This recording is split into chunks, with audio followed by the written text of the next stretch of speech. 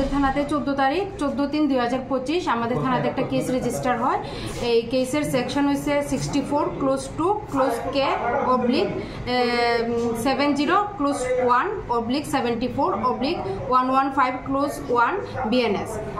আসামির নাম হচ্ছে সুব্রত দে, বাড়ি যোগেন্দ্রনগর এরিয়াতে। কি কেস এটা? এটা একটা রেপ কেস হয়েছে। মানে একজনের বিরুদ্ধে নাকি? না, একজনের বিরুদ্ধে না, 6 জন। মানে গণধর্ষণের একটা?